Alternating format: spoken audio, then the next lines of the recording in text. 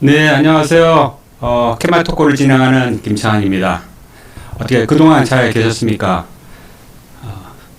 오늘도 또 한 달이 지나서 11월 초가 또 됐습니다. 11월 달도 이제 얼마 안 남았죠. 이제 뭐 초가 이제 지나가고 나면 금방 이제 11월 말 될 것이고, 12월 달 되면 또 연말이라 이런저런 모임에 참석하다 보면 또 지나지 않을까. 그래서 올해가 또 2020년도 이렇게 지나가는 게 아닌가 이런 생각도 들긴 하네요. 근데 2020년도는 부동산 쪽에서 보면 참 화려했던, 찬란했던, 말 많았던 그런 한 해로 기억이 되는 것 같습니다.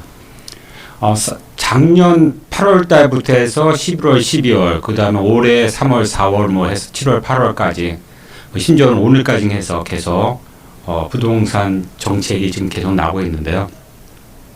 대출 규제, 법인 규제, 그 다음에 관리적 규제들을 많이 지금 내놓고 있고요. 말이 많았던 부동산 하시는 분 입장에서는 참 공부할 게 많았던. 그 다음 또 기억이 나시죠? 광고, 부동산 저희 광고 지금 많이 하고 있는데 광고에 대한 규제가 이제 시행이 됐죠. 최근에 그 회원분하고 이렇게 통화를 하다 보면 지자체에서 전화가 온답니다. 직방인가 뭐 다방 이런 데다 광고했던 거, 특히 이제 뭐 오피스텔, 원룸 같은 경우가 이제 그 상가식으로 이렇게 조금 제대로 안 돼 있는 경우 이렇게 기존에 하던 대로 이렇게 편하게 올리면 기재 잘못했다고, 잘못하면 과태료 대상된다고 이렇게 뭐 연락이 온다고 하더라고요.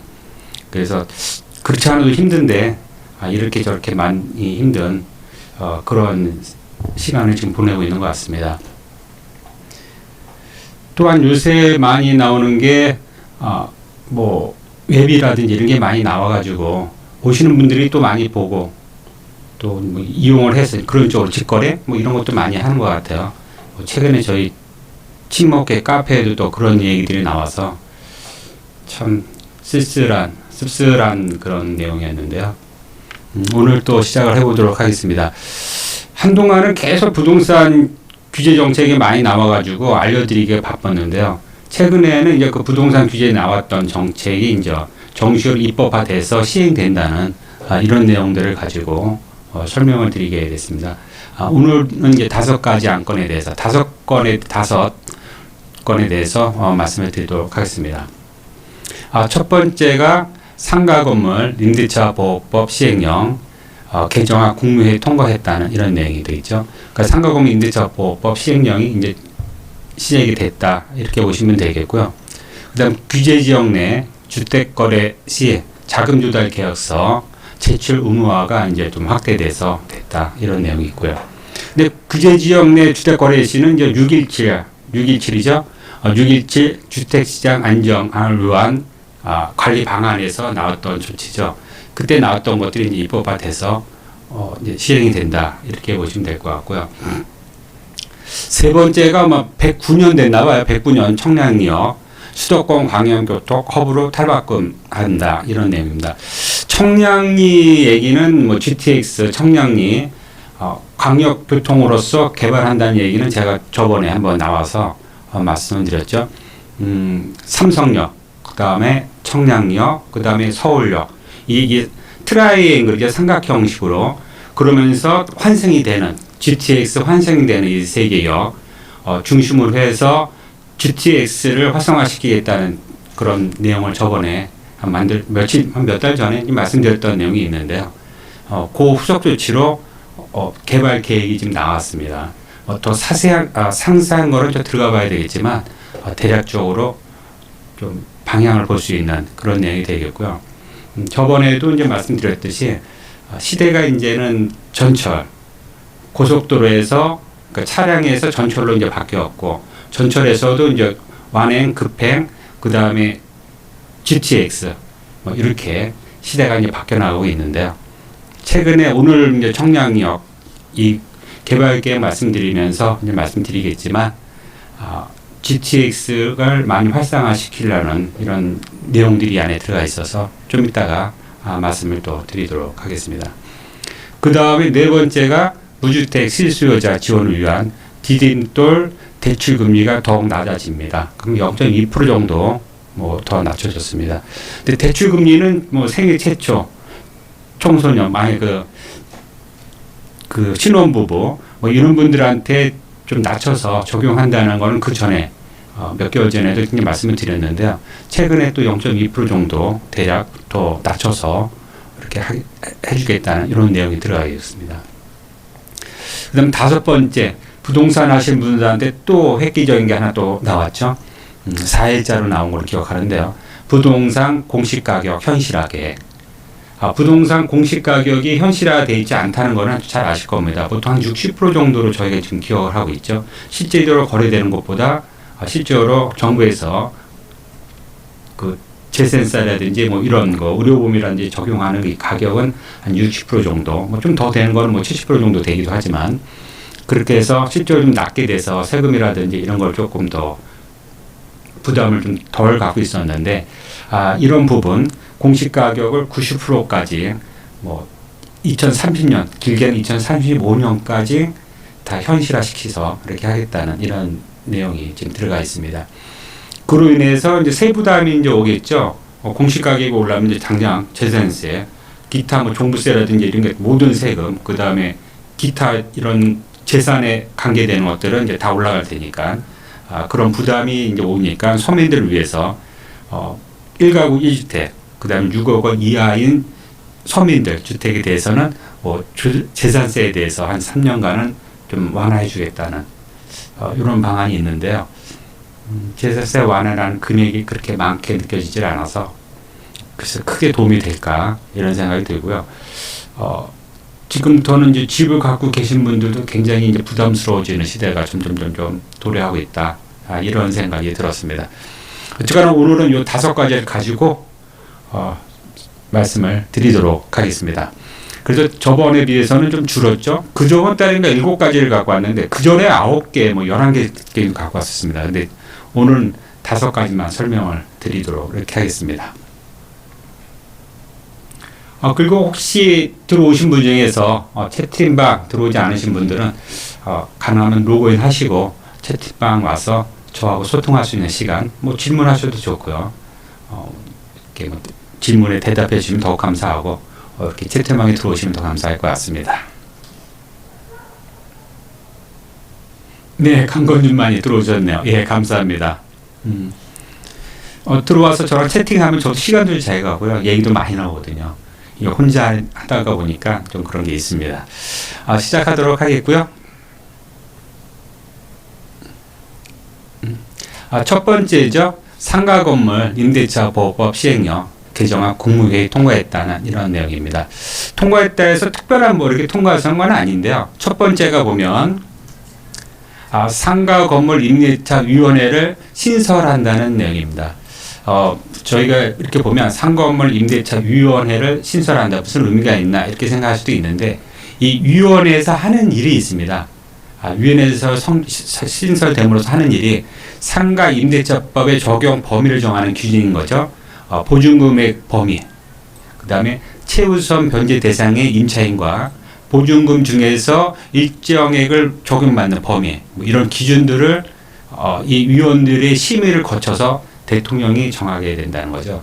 그래서 상가 건물에 대해서 좀 험을 정할 수 있는 게 만들어졌다. 이렇게 보시면 될 것 같습니다. 그래서 이번에는 개정된 내용은 상가건물 임대차위원회 구성하고 운영에 필요한 사항에 대해서 개정을 했다고 합니다. 이렇게 들어가 있습니다. 이 내용은 제가 좀 이따가 바로 말씀드리도록 하겠고요. 그 다음에 상가건물 저희 주택임대차보호법은 잘 아실 거예요. 주택임대차보호법은 서울, 광역, 그 다음 광역시, 그 다음 그 밖의 지역에 따라서 주택임대차 적용 대상 지역, 그 다음 최우선 변제 금액, 그 다음 소액 임차인의 금액 이런 거에 대해서 좀 많이 적용할 텐데 상가 하시는 분만 거의 이렇게 아시죠. 그래서 한번 잠깐 말씀을 드리면요.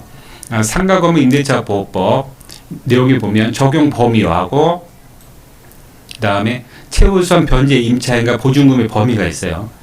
보증 금액이 있죠. 이 금액이 이상이 넘어버리면 상가임대차 보호 대상이 아니다. 이렇게 되는 거죠. 주택임대차 보호법도 또 마찬가지죠. 어느 정도 금액이 벗어나면 적용이 안 되지 않습니까? 마찬가지입니다. 상가임대차 적용 범위는 서울시 같은 데에는 9억 원, 그다음 감액억제권하고 부산 경우에는 6억 7천만 원, 6억 9천만 원. 그다음에 광역시, 세종시, 파주, 화성, 안산, 용인, 김포, 광주시에서 뭐 5억 4천만 원, 요 정도가 되겠고요. 그 밖의 지역은 3억 7천만 원이 내가 이제 적용 보증금액 상가임대차 대상 지역이 되겠습니다.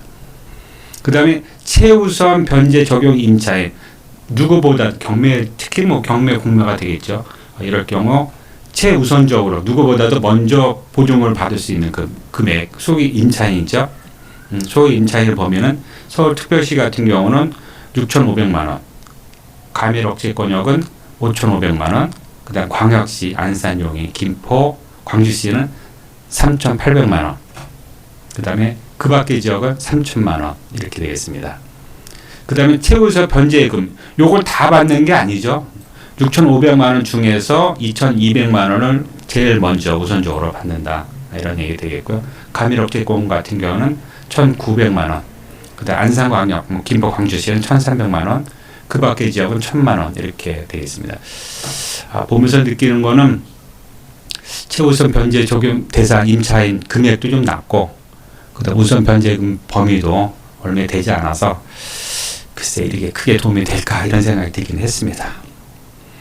그다음 두 번째는 분쟁조정위원회를 현재 6개에서 18개소로 확대한다는 그런 내용인데요. 뭐 이런저런 분쟁, 상가임대차에 대해서 뭐 여러 가지가 되겠죠. 뭐 권리금, 임차금, 증액 문제, 그 다음에 어떤 문제가 생겼을 때 그거를 조정해주는 이런 것들을 좀 10개 여러 군데 조정해주면 아무래도 상가임대차 분쟁이 일어났을 때 좀 질의하고 도움을 받을 수 있는 곳이 이제 여러 군데 되고 또 분쟁이 일어났을 때 이제 뭐 이렇게 조정해 줄 수 있는 곳이 여러 군데 있으니까 좀 좋겠죠. 그래서 뭐 여러 군데 들어갔는데요. 그 중에서 최근에 기억이 많이 나는 게 이제 보면 여기입니다. LH하고 한국감정원이 추가됐다는 이런 내용이 되겠습니다. LH하고 한국감정원은 최근에 부동산하고 최근에 개발되고 뭐 이런 여러 관계에서 굉장히 저희하고 좀 접하고 있습니다. 아무래도 뭐 접할 수밖에 없는 거긴 한데 뭐 굉장히 자주 보네요. 네, 이렇게 되겠습니다. 그 다음 좀 있다가 상가건물 임대차 보호법에 대한 거는 일단 주요 안건에 대해서 설명을 다 드리고 난 다음에요. 제일 마지막에 상가건물 임대차 보호법에 대한 내용을 한번 설명을 드리도록 이렇게 하겠습니다.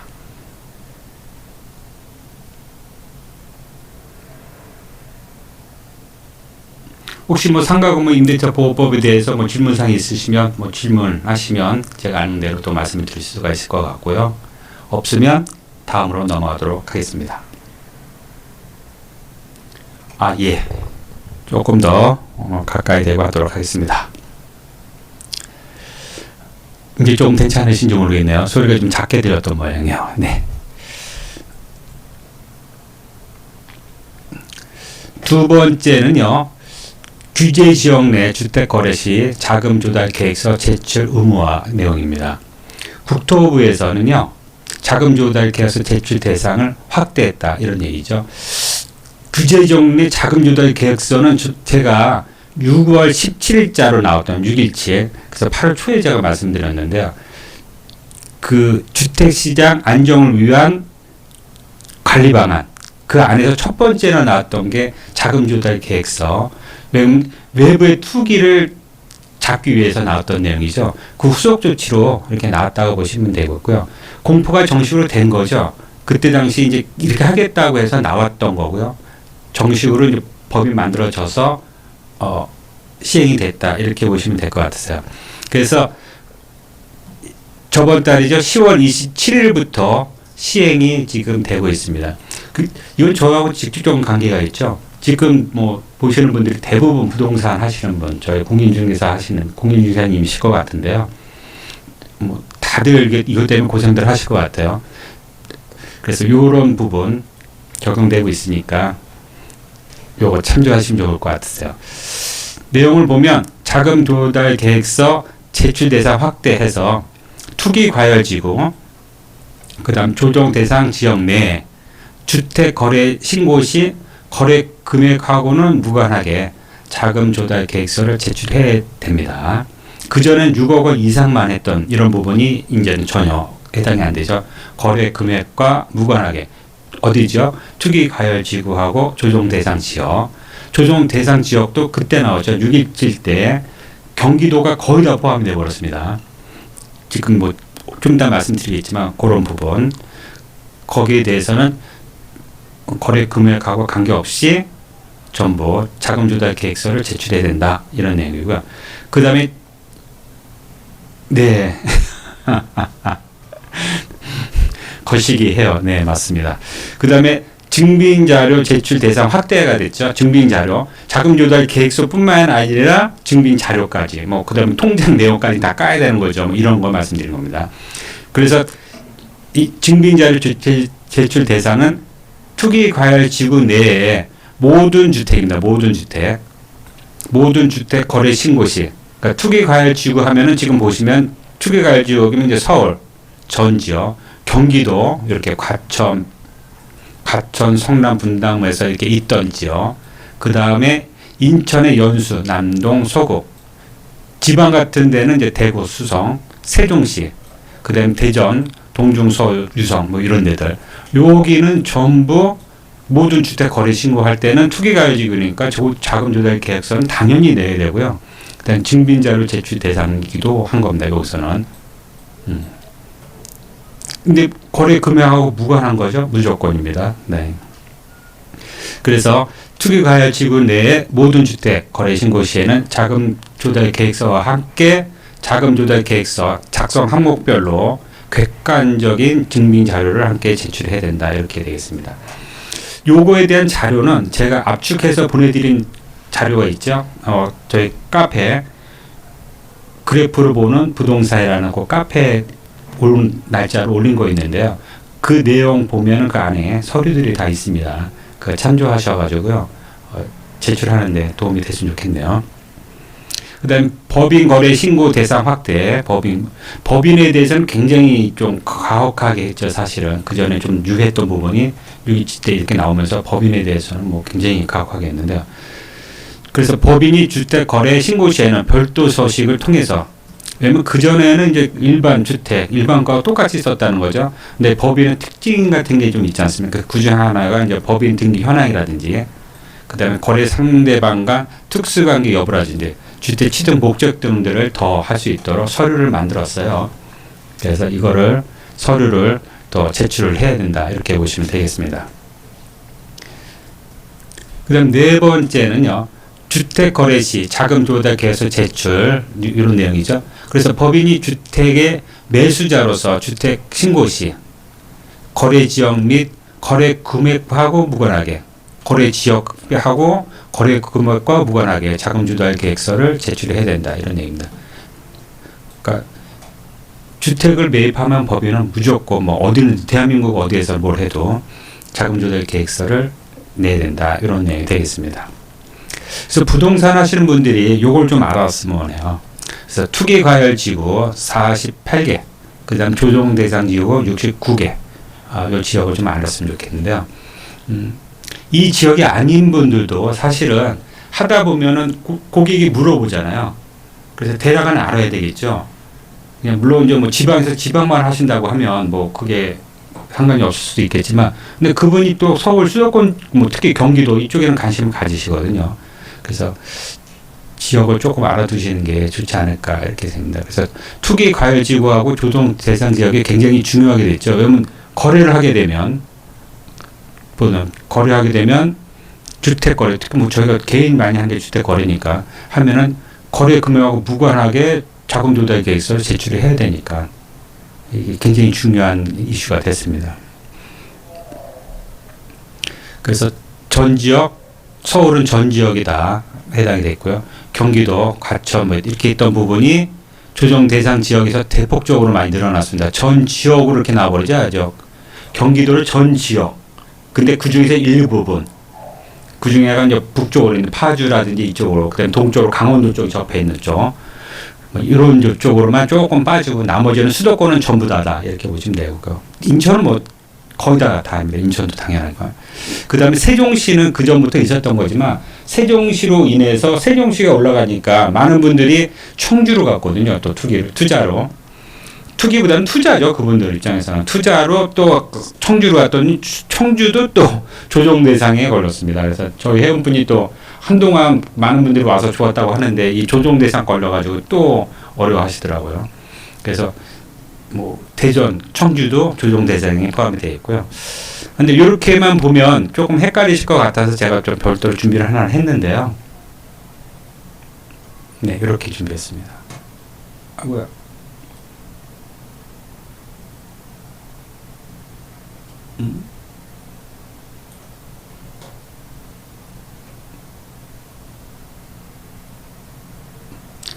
지금 보시는 분들은 보이시죠?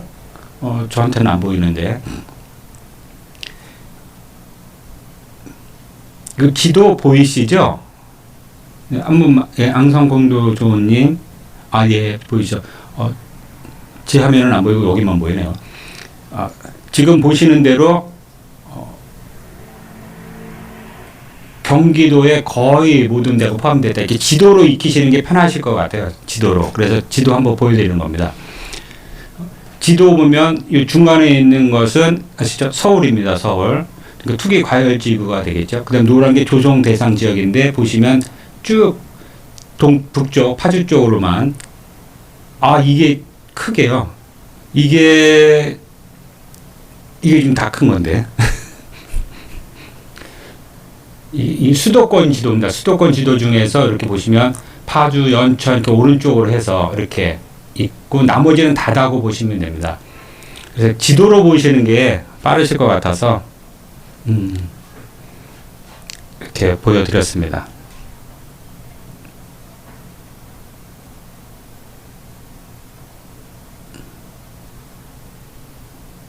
요거 외우시는데 참조해서 보시면 도움이 좀 어떻게 되지 않을까 이런 생각이 들었습니다.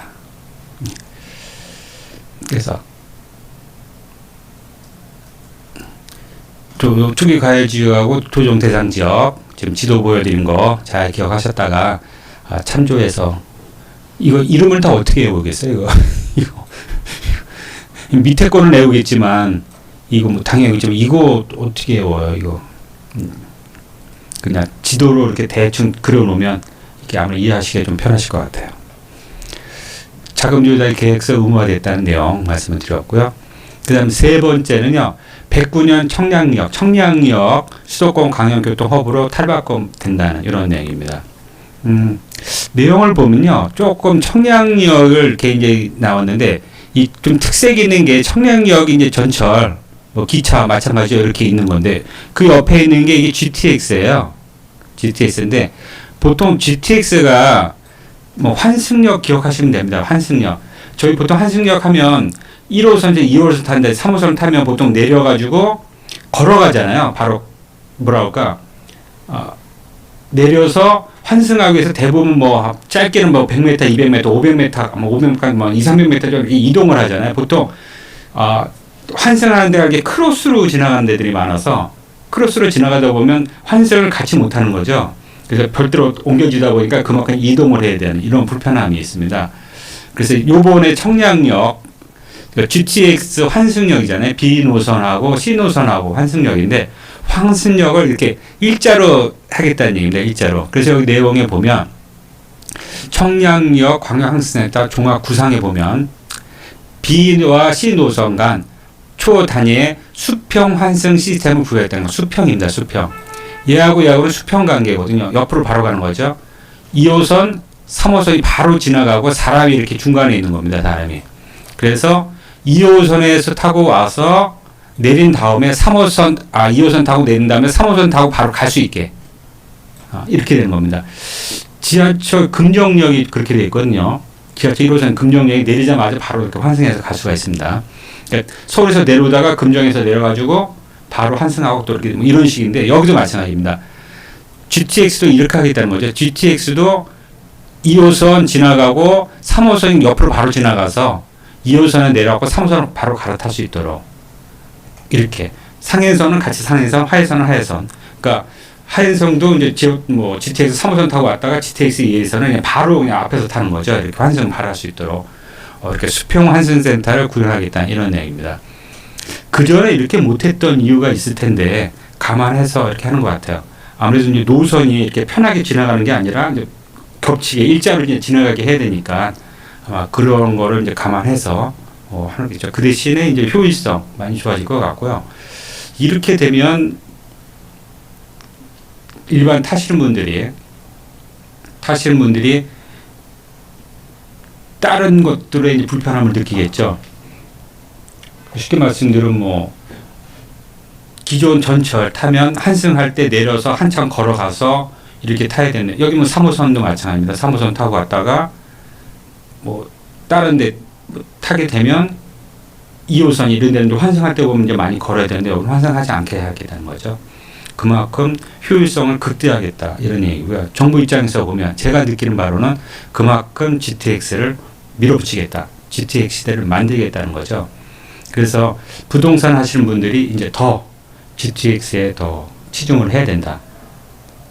그 이유는 GTX 역이 살아남고 그 외의 지역은 힘들어질 수가 있으니까.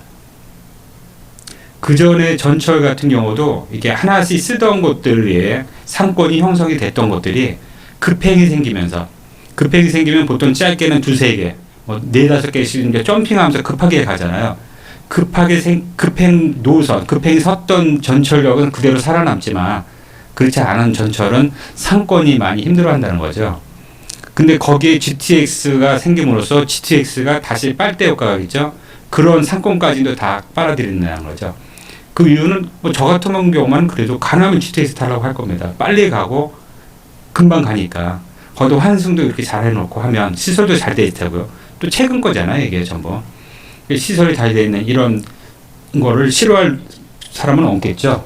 그렇게 되면 자동으로 사람도 그쪽을 이용할 것이고 정부에서도 그쪽으로 밀고 있고 그러면 상권도 그다음에 주택에 대한 가격도 당장 나타날 겁니다. GTX가 아직 개통이 안 돼서 사람들이 그러니까 이용을 안 하니까 그런 거죠. 이용하기 시작하면 제일 먼저 일어나는 게 이제 주택. 그다음에 그로 인해서 상권이 이제 살아나면서 상권이 형성되는 이런 현상이 일어날 것으로 보이고요. 그래서 부동산 하시는 분들도 그런 쪽으로 또 치중해서 관심을 더 가지면 어떨까 이런 생각이 드네요. 그래서 그 노선을 보면 수평 환승 시스템을 하겠다는 거죠. 청량역에서 X자 교차될 예정이었던 X자로 교차할 예정이었던 B 노선과 C 노선을 평행하게 변경해서 수평적으로 옆으로 바로 이동할 수 있도록 그런 환승 시스템을 구현하겠다 이런 얘기고요. 근데 청량리역만 그러겠습니까? 이겠죠? 이제 시작이라고 저는 생각이 들거든요. GTX는 전부 이런 식으로 가려고 할 겁니다. 특히 뭐 서울역, 삼성역 여기 뭐 당연히 이렇게 갈 거고요. 제가 알면 뭐 삼성역 뭐 그렇게 돼 있는 걸로 알겠는데 청량역도 그럴 거고 뭐 그렇게 가겠죠. 그 다음에 버스 기존철도 GTX 접근성을 개선한 연계 교통 체계를 구축하겠다. 그러니까 GTX에 맞는 연계 체제를 다 만들겠다 이런 얘기 되겠습니다.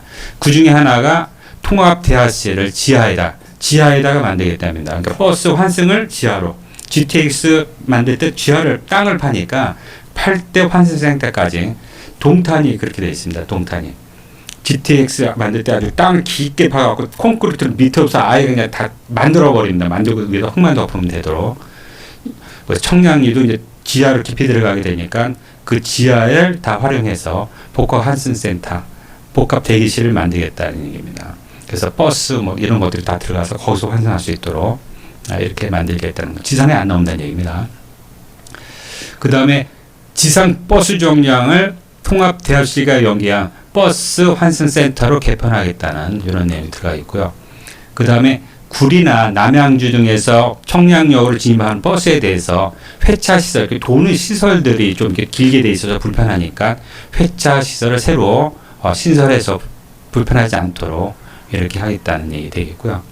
그 다음에 청량역 주변에는 이제 일자리, 문화, 주거 등의 복합 개발의 중심지로 조성하겠다는. 그래서 청량역을 중심으로 주요 축별로 연결되는 특화 기능을 조성하겠다는 이런 내용이 되겠습니다. 그래서 GTX 노선을 한번 보여드리도록 하겠습니다. 저번에도 뭐 GTX 수원에서 말씀드렸죠. 수원에서 금정에서 수원으로 이제 내려오면서 됐던 그런 부분들 말씀드렸는데요. 한번 보여드리도록 하겠습니다. 네, 이 노선은 저한테는 또 안 보이겠네요. 네. GTX 노선 이렇게 되어 있는데 GTX 노선 1호선, A 노선, 그 다음에 B 노선, 그 다음에 C 노선이 되겠죠. 이렇게 만나는 세 개의 트라이앵글과 여기에 있는 역이죠. 역. 삼성역, 갭서, 역이 있는데 역을 조금 관심 있게 봐주십사 해서 한번 지도를 한번 올렸습니다. 지도 한번 보시고요. 이런 자료들은 크게 얘기 안 돼요. 크게 안 되네요. 이 지금 죄송한데요. 사이트에다 이렇게 올려갖고 보여주다 보니까 이게 확대가 안 됩니다. 좀 이따 쉬시고 난 다음에 제가 요 지도는 다시 별도로 올려서 제가 한번 보여드리도록 하겠습니다. 요거는 좀 링크식으로 보여드리는 거다 보니까 그렇게 못 띄워드리고 있습니다. 제가 끝나고 쉬고 난 다음에 다시 요걸 띄워서 보여드리도록 하겠습니다. 그래서 GTX 노선 이렇게 한번 관심 가졌으면 해서 말씀드렸고요. 그러면서 이제 GTX 홍보도 한번 보시면 어떨까 이런 생각이 들어서 한번 준비를 했습니다. 한번 보시기 바라겠습니다.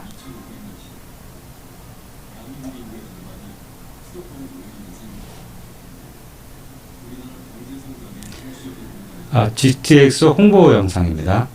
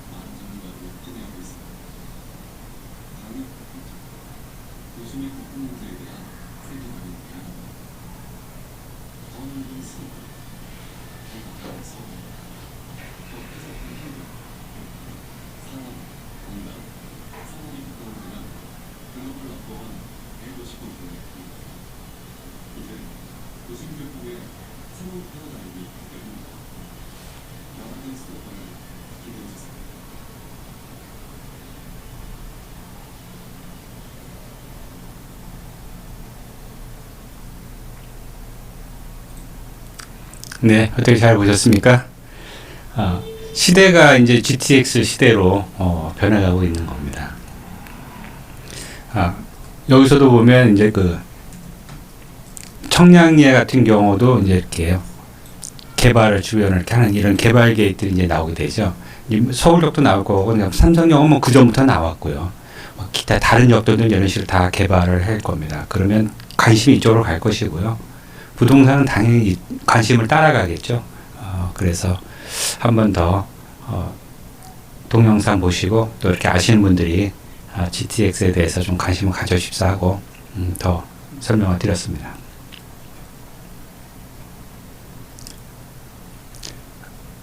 일단 네 번째까지 설명드리고요. 잠깐 쉬도록 하겠습니다. 네 번째는요, 무주택 실수요자 지원을 위한 디딤돌 대출 금리가 더 낮아졌다고 합니다. 더 낮췄다는 얘기가 돼 있죠. 그래서 일반 디딤돌이 있고요, 신혼부부 디딤돌이 있습니다. 그러니까 일반 디딤돌의 조건은 연소득 6천만 원 이하, 그 다음에 생애 최초하고 신혼부부 같은 경우는 7천만 원 이하가 되겠고요. 조건이 있죠. 무주택 세대주가 5억 원 이하 주택을 구입했을 경우만 해당이 됩니다. 이럴 때 디딤돌 대출 금리가 적용이 되니까 디딤돌 대출이 된다는 얘기가 되겠죠. 되는데 평균 0.2% 정도가 낮아져서 1.85에서 2.4% 정도의 우대 금리를 이용할 수 있게 됐다, 이런 얘기 되겠고요. 대상자는 뭐 말씀드린 6천만 원 이하, 순자산이 3억 9,100 이하인 무주택 세대주가 해당이 되겠습니다. 그다음 대출 조건은요, 주택 가액이 5억 원 이하인 경우, 그러니까 5억 원 이하 주택을 샀을 때 주택 구입 시 최대 2억 원 한도로 해서 2억 원까지 한도로 해서 대출을 해주겠다, 이런 내용이 되겠습니다. 그다음 두 번째가 이제 신혼부부 디딤돌입니다. 신혼부부 디딤돌은 연소득 7천만 원 이하, 그다음 신혼부부인 경우가 해당이 되겠죠. 신혼부부는 또 위에도 사실은 해당이 되죠. 6천만 원 이하의 디딤돌 대출도 되는데, 뭐 여긴 신혼부부를 위한 거 있으니까 여기서 적용받는 게 낫겠죠. 안 되면 위에도 또 할 수 있을 것 같아요. 그 7천만 원 이하면서 신혼부부가 생애 최초로 6억 원 이하 주택을 구입하는 경우, 그럴 가능한 신혼부부 디딤 대출은 금리가 평균 0.2%, 여기도 마찬가지 낮아졌는데 금리가 1.55에서 2.1% 우대 금리를 이용할 수 있다, 이런 얘기 되어 있습니다. 여기 1.85에서 2.4에 비해서는 더 낮죠, 사실은. 네. 신혼부부 생애 최초, 아파트도 생애 최초, 뭐 이런 것 혜택이 있듯이 디딤돌 대출도 생애 최초인 경우에는 우대로 이렇게 좀 저리로 해서 구입할 수 있도록 이렇게 하게 해주겠다, 이런 얘기가 되어 있습니다. 이렇게 해서 금리가 낮아지면 0.2%가 낮아지면 연간 약 36만 원의 이자 부담이 낮아진다고 합니다. 36만 원이 작은 돈은 아닌데 그렇게 크게 느껴지지는 않습니다, 사실은. 그 대상자 보면 연소득 7천만 원 이하이고 순자산이 3억 9,100만 원, 위아랑 똑같습니다. 3억 9,100 이하면서 무주택 세대주인 경우, 그 다음에 대출 조건은 또 똑같죠. 5억 원 이하 주택에 입주 시 최대 2억 2천만 원까지 대출에 2천만 원 더 해주죠. 2천만 원 더 해준다면 이렇게 되어 있습니다. 그래서 이번 금리 인하는 10월 30일부터 지금 적용이 되고 있죠.